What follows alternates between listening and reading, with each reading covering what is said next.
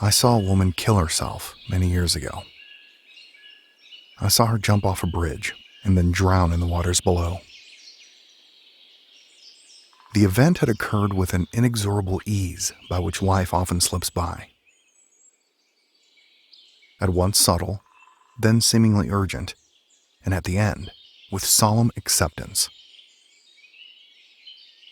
When I saw her die, I felt nothing, for I only wondered about her existence.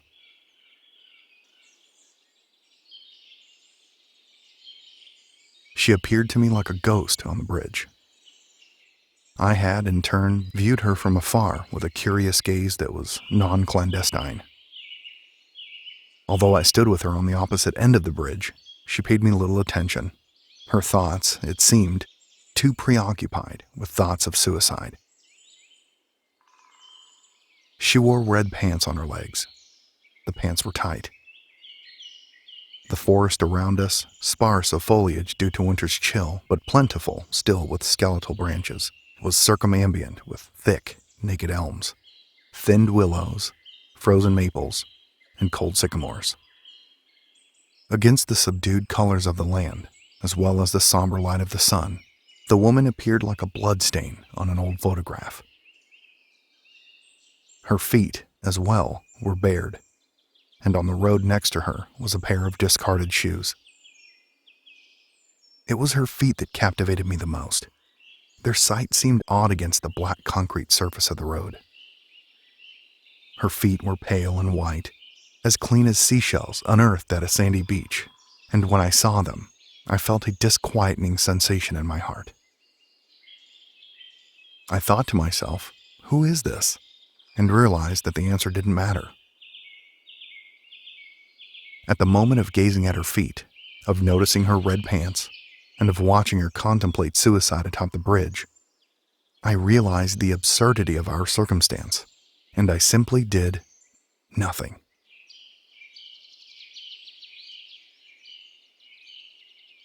I realized then, with the utmost clarity of startled insight, that neither of us mattered to each other, and that had the roles been reversed, had I been the woman and she the observer, then our lives still wouldn't have mattered to each other.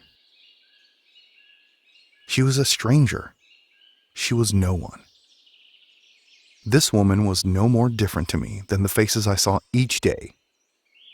The street beggar with her fingerless gloves, the disgruntled vendor with his lopsided scowl, the weary-eyed cab driver with his thick, reddish beard, the sighing, pregnant mother, the growling, distressed businessman, the old man with his cane, the tired police officer in his cruiser.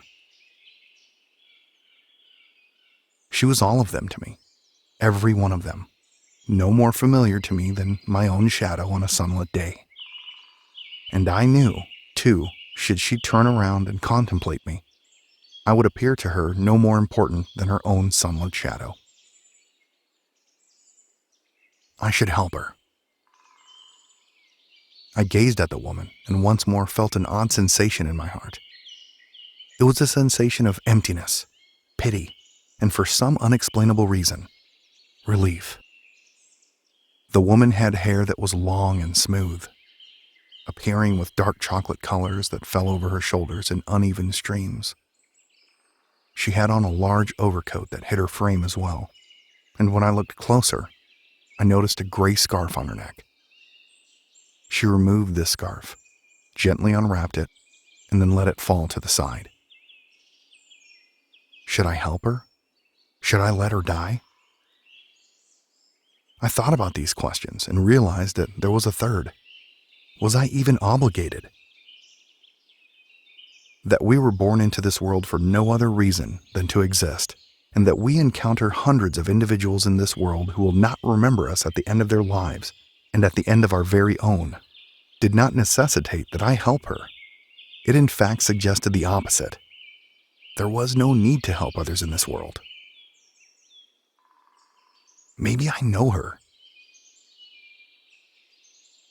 I approached her. Just as I neared, the woman pulled herself onto the railing and stood atop of it. She held on to the steel beams above her and looked at me. She was quite beautiful.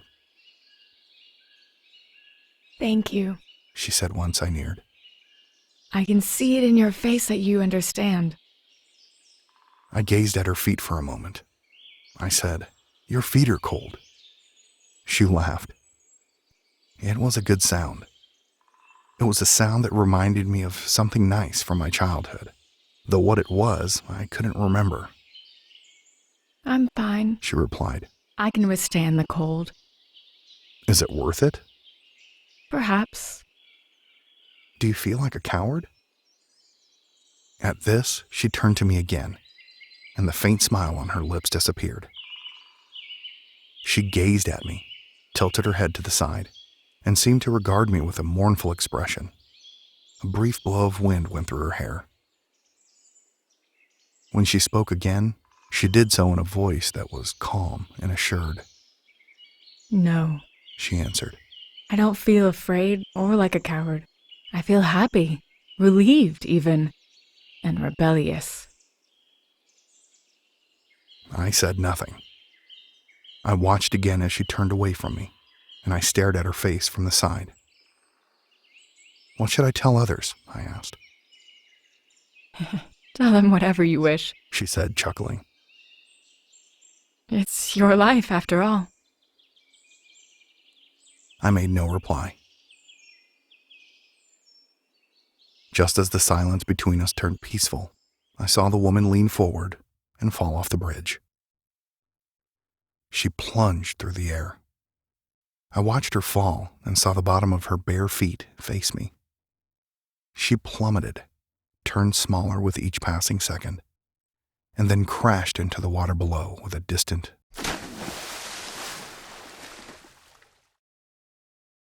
There was a disturbance on the water, some ripples and foam, a bird's startled cry, and then nothing. I waited.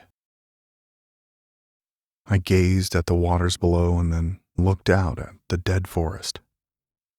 After a few minutes, I sighed out loud and walked away.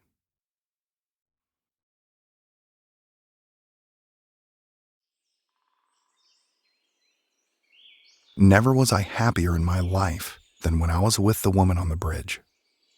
Never was I with such peace in my mind that I felt like I was alive. A sense of clarity had occurred when I was with her, and it was a sensation exquisite to the heart. Never had I felt more aware of myself when with that stranger. Never had I been forced to choose my freedom. The routine tick of the 40-hour work clock, the congested headaches of morning traffic, the gray, isolated walls of the cubicle, the empty-heartedness of raising a child that you are expected to love without condition, and the soured walls of a household after husband and wife had argued for hours. None of these were present on the bridge. None of these suppressed life at its absolutes. And though each of these moments of life had choices of freedom within them, none of them provided the clarity that I'd felt so many years ago. I feel happy, relieved even, and rebellious. 7 years passed since the woman died. Since that time, many events have occurred in my life, though few of them have compared to the profound moment I felt on the bridge. I go to the bridge sometimes to reclaim that sense of clarity. I don't find it often, and most of the times I leave the bridge embittered and dejected. However, there are rare moments when the heart is exalted, and these occur whenever the mist appears. On days like these, when the mist fills the trees, suffocates the land, and obscures the sun, I remember the woman like a ghost in an old photograph, and I recall the sight of her bare feet, her red legs, and the dark colors of her hair.